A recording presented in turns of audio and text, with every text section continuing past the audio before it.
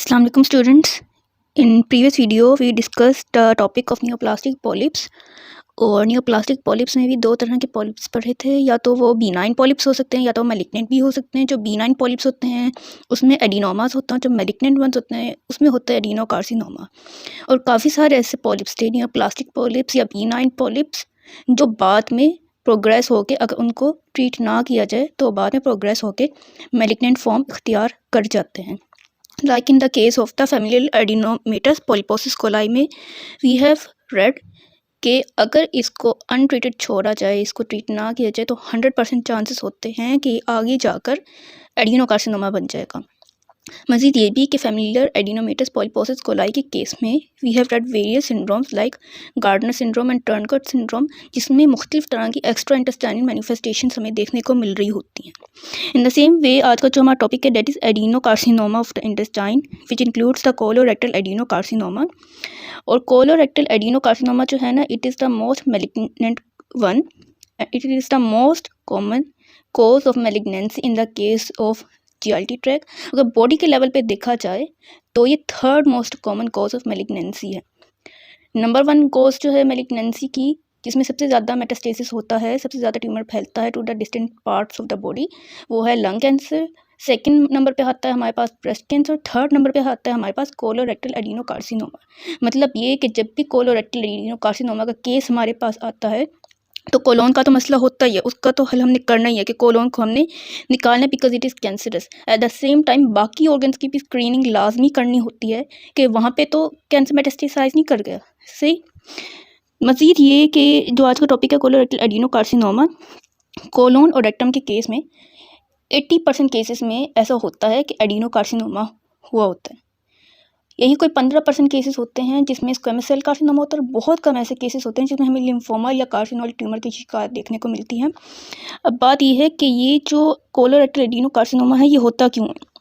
ठीक, मुख्तलिफ epidemiological studies have shown कि एडिनोकार्सिनोमा ऑफ कोलोन या कोलोरेक्टल एडिनोकार्सिनोमा जो है वो developed countries like United States, Sweden, Denmark, Japan, इन सब में कॉमन होता है। क्यों? क्योंकि वहाँ के लोगों की डाइटरी हैबिट्स ही कुछ इस तरह की होती हैं कि they consume the diet which is low in dietary fibres. मज़ीद ये कि दे कंज्यूम द डाइट जिसमें फ़ैट कंटेंट काफ़ी ज़्यादा होता है या फिर रिफाइंड कार्बोहाइड्रेट्स का इंटेक काफ़ी ज़्यादा होता है। सही।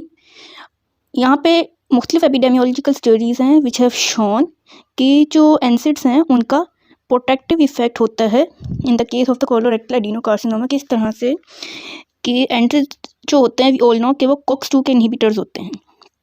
ठीक, और जो COX-2 के इनहिबिटर्स होते हैं वो COX-2 जो है उसकी एक्सप्रेशन होती है इन द पॉलिप्स। ठीक, जो पॉलिप्स की फॉर्मेशन हुई होती है इन द केस ऑफ एडिनोकार्सिनोमा उसमें COX-2 की एक्सप्रेशन काफ़ी ज़्यादा होती है। तो अगर एनसिड्स आके उसको इनहिबिट कर देंगे तो ऑब्वियसली वो पॉलिप रिग्रेस कर जाएगा, hence the protective effect in the case of adenocarcinoma. अब जब भी हम पैथोलॉजी पढ़ते हैं तो दो तरह की चीज़ें पढ़ना बहुत ज़रूरी है कि पैथोजेनेसिस के एक डिज़ीज़ की और उस डिज़ीज़ में क्या मॉर्फोलॉजिकल फीचर्स देखने को मिलेंगे।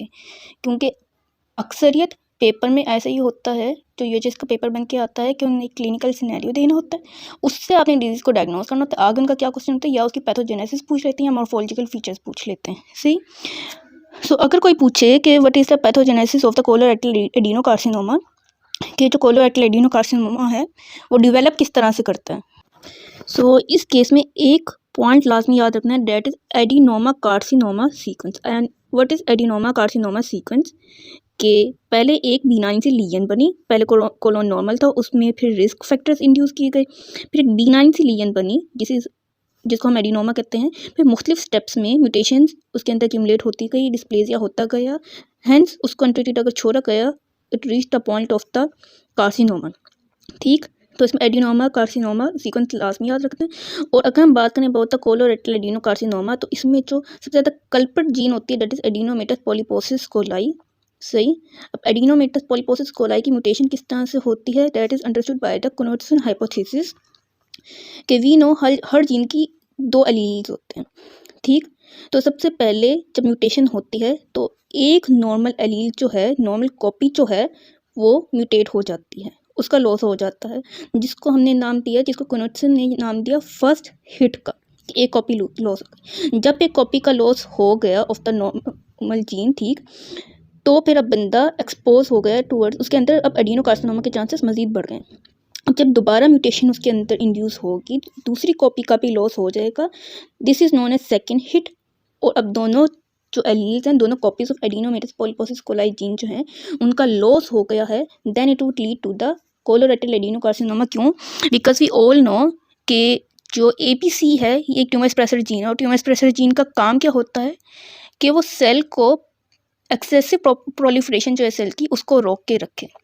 तो सेल की अगर एक्सेसिव प्रोलिफरेशन रोकने वाली कोई जीन बचेगी ही नहीं, then obviously it would result in the excessive proliferation of cell, excessive mitosis, excessive cell division, hence colorectal carcinoma. See, अब बात ये है कि एडिनोमेटस पॉलीपोसिस कोलाई जो है म्यूटेट तो हो गई, इसकी म्यूटेशन इसका ऐसा क्या रोल है जिसका लॉस अगर हो जाए then it may lead to the case होता है एडिनोकार्सिनोमा। ठीक, तो बेसिकली बात ये क्या है कि एडिनोमेटस पॉलीपोसिस कोलाई एक ऐसी जीन है जिसमें बहुत सारे मुख्तलिफ सेलर पाथवेज जो सेल को प्रोलिफरेट करवाते हैं उनको रोक के रखें। उसमें हमारा बीटा कैटेनिन भी आ जाता है, उसमें WNT सिग्नलिंग पाथवे भी आ जाता है, उसमें MYC पाथवे भी आ जाता है, उसके अंदर हमारे पास हमारा साइक्लिन D1 भी आ जाता है। जो तमाम तर चीज़ें हैं ये सेल की एक्सेसिव प्रोलिफरेशन करवाती हैं, और इन सबको रोक के रखा हुआ है एडिनोमेटस पॉलीपोसिस कोलाई जीन ने। तो अगर जैसा हमने अभी पढ़ा पिछली स्लाइड में, एडिनोमेटस पॉलीपोसिस कोलाई जीन का लॉस हो जाएगा तो ये सारे के सारे सेल प्रोलिफरेटिंग पाथवे आज़ाद हो जाएंगे, सेल की एक्सेसिव प्रोलिफरेशन करवाएंगे, एक्सेसिव सेल डिवीजन होगी, hence it would lead to the case of the colorectal adenocarcinoma. सही, एक तो ये बात हो गई। दूसरी यहाँ पे पॉइंट आ जाता है, that is microsatellite instability pathway. अब ये क्या है, ये हम आने वाली स्लाइड में पढ़ते हैं। सबसे पहले हम बात कर लेते हैं about adenomatous polyposis coli gene. Adenomatous polyposis coli gene एक ऐसी है जिसका मेन फंक्शन है कि वो बीटा कैटेनिन की डिग्रेडेशन करवाए।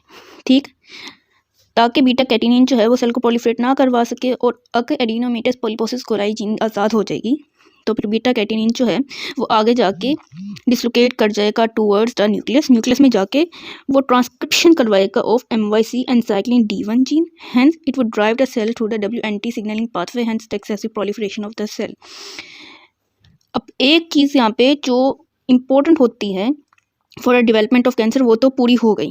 ठीक है, जो हम यहाँ पे देखते हैं कि प्रोमोट द सेल ग्रोथ वो तो पूरी हो गई। ठीक है, अब कुछ ऐसी चीज़ें जो प्रिवेंट करती हैं माइटोसिस को। ठीक, तो बात कुछ यूँ है कि जब ट्यूमर सप्रेसर जीन का फंक्शन लॉस हो जाएगा, उसमें लॉस ऑफ फंक्शन म्यूटेशन होगी तब कैंसर होगा, अगर ऑनको जीन में गेन ऑफ फंक्शन म्यूटेशन होगी तब कैंसर होगा। सिमिलरली यहाँ पे एक और जीन का भी जिक्र किया गया है, it is SMART2 gene and SMART4 gene. ठीक, अब इन दोनों का क्या फंक्शन है, these encode for the TGF beta signalling pathway जो है transforming growth factor beta signalling pathway. Transforming growth factor beta signalling pathway का मेन फंक्शन जो होता है कि it inhibits the cell cycle. तो अगर इन दोनों का लॉस होगा, SMART2 का एंड SMART4 का, तो फिर transforming TGF beta signalling pathway को इनकोड करने वाला कोई नहीं बचेगा। TGF सिग्नलिंग पाथवे जो है वो लॉस हो जाएगा, सेल साइकिल को इनहिबिट करने वाला TGF बीटा सिग्नलिंग पाथवे नहीं बचेगा, हेंस अनरिस्ट्रेन्ड सेल ग्रोथ। दो चीज़ें अब हमने अब तक जिक्र कर ली, एक तो है SMART2 SMART4 जीन की म्यूटेशन और एक एडिनोमेटस पॉलीपोसिस कोलाई की म्यूटेशन। आगे हल्की सी बात है कि there is the specific sequence located on the 5 region of some genes. ठीक है, जिसको हम कहते हैं CQG आइलैंड। अब अगर CQG आइलैंड की सबसे बहुत ज़्यादा मिथाइलेशन होगी तो यहाँ पे काफ़ी सारे ट्यूमर सप्रेसर जीन्स लोकेटेड होते हैं। इन CQG आइलैंड की अगर ज़्यादा मिथाइलेशन होगी तो ये साइलेंस्ड हो जाएगा, जिसकी वजह से काफ़ी सारे ट्यूमर सप्रेसर जीन का लॉस हो जाएगा, और ट्यूमर सप्रेसर जीन का लॉस मतलब कि increase in the risk of cancer. एक पॉइंट अब डिस्कस कर लिया यहाँ पे APC पाथवे वाला। अब the next one is microsatellite instability pathway. अब माइक्रोसैटेलाइट क्या है, these are the sequence of the DNA, ठीक है, which repeat over and over. इसमें बेसिकली क्या होता है कि DNA का जो रिपेयर सिस्टम है वो various enzymes which are involve in the repair of the DNA वो एब्सेंट हो जाते हैं। ठीक, अब अगर DNA को रिपेयर करने वाला कोई बच्चा ही नहीं है तो DNA को करेक्ट नहीं किया जाएगा, जिसकी वजह से जो माइक्रोसैटेलाइट है it repeats itself over and over which encourages the proliferation of the cell. अब बात ये क्या है कि जो माइक्रोसैटेलाइट हैं इनकी प्रोलिफरेशन हो रही होती है नॉन कोडिंग रीजन में, और जब तक इनकी प्रोलिफरेशन हो रही होती है नॉन कोडिंग रीजन में कोई ख़ास फ़र्क नहीं पड़ता, ये साइलेंट म्यूटेशन के तौर पे होती हैं। लेकिन अगर इनकी प्रेजेंस हो इन द कोडिंग रीजन तो फिर ये जो है सेल ग्रोथ जो है उसकी रेगुलेशन डिस्टर्ब हो जाएगी and it would increase the risk of cancer, फिर ये एक्सप्रेस करना शुरू कर देंगी।